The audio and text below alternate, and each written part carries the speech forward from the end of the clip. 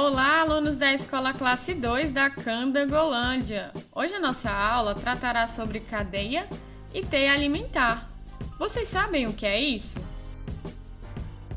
Cadeia alimentar.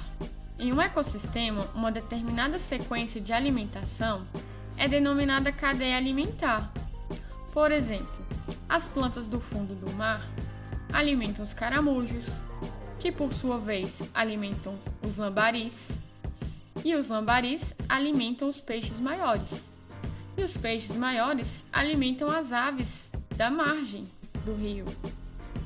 Então, a transferência de energia entre os seres vivos, quando estes se alimentam e servem de alimento para outros organismos, forma uma cadeia alimentar.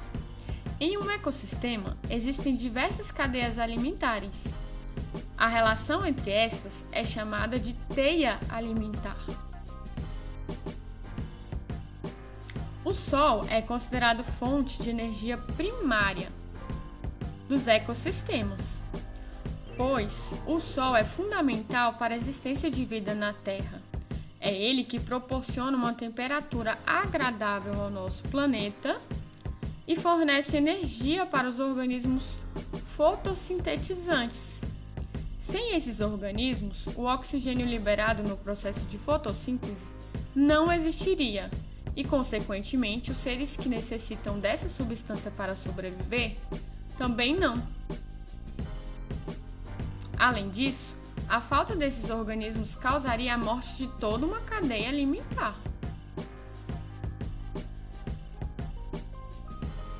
Por exemplo, o Sol libera energia que, por sua vez, oferece o processo de fotossíntese no capim. E daí, o coelho alimenta-se deste capim. A cobra alimenta-se do coelho.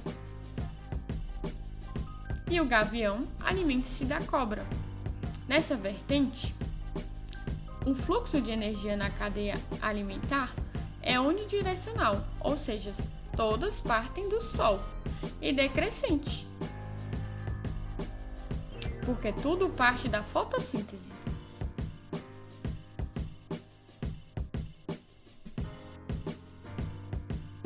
Cadeia alimentar simples.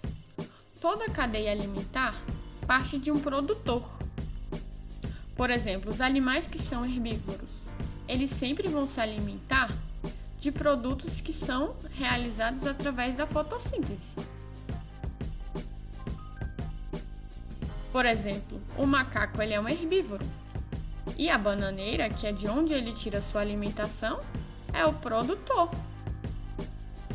Os produtores são aqueles capazes de produzir o próprio alimento, ou seja, através da fotossíntese. Os consumidores são organismos heterótrofos.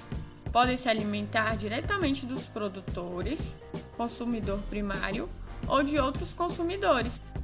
Fluxos de energia e ciclos de matéria. Lembrando que o Sol ele é fonte de energia primária, então ele sempre irá oferecer energia aos produtores. Nesse caso aqui, a cerejeira ela é considerada produtor. O pardal é considerado consumidor de primeira ordem, porque ele consome apenas o produtor, que seria a cereja, e a coruja é considerada consumidor de segunda ordem, porque ela consome um consumidor de um produto. Então ficaria assim: cerejeira, pardal e coruja. A cadeia alimentar ela também é chamada de cadeia trófica. Existem os produtores, que são fontes de energia inicial, os consumidores, que por sua vez, quando consomem ervas, e os produtores, a maioria em si vão ser herbívoros. E existem também os decompositores, que eu já vou falar daqui a pouquinho sobre eles. Observem a cadeia alimentar. Um produtor, um animal herbívoro, e aqui o tigre quanto carnívoro. Um carnívoro que vai se alimentar de um herbívoro. E esse herbívoro com certeza se alimenta de um produtor. Teia alimentar. A teia alimentar, diferente da cadeia alimentar, ela tem uma dimensão maior, Porque um ser vivo ele participa de várias cadeias alimentares. Observem a imagem. Os decompositores, lembra que eu ia falar sobre eles? Ao morrerem, todos os seres servem de alimento a certos fungos e bactérias. Estes decompõem a matéria orgânica para obter energia. Transformam a matéria orgânica em matéria mineral. Isto é, fazem a reciclagem de matéria mineral. Os decompositores são seres responsáveis por realizar a reciclagem da matéria orgânica na cadeia alimentar. Os decompositores são representados pelos fungos, bactérias e protozoários. A decomposição é o resultado da ação dos decompositores. O nível trófico. O nível trófico é a posição do organismo numa cadeia alimentar. Por exemplo, a planta, ela é primeiro nível trófico. Por quê? Por conta da fotossíntese. A retirada da sua energia vai vir do sol. O herbívoro, segundo nível trófico, porque ele se alimentará das plantas. E o carnívoro, terceiro nível trófico, porque ele se alimentará de outros animais herbívoros. Vamos ver aqui, a garça se alimenta dos peixes, e os peixes, por sua vez, se alimentam dos caracóis, e os caracóis são do primeiro nível trófico, porque eles vão se alimentar das algas e de plantas que estão no fundo aí do lago.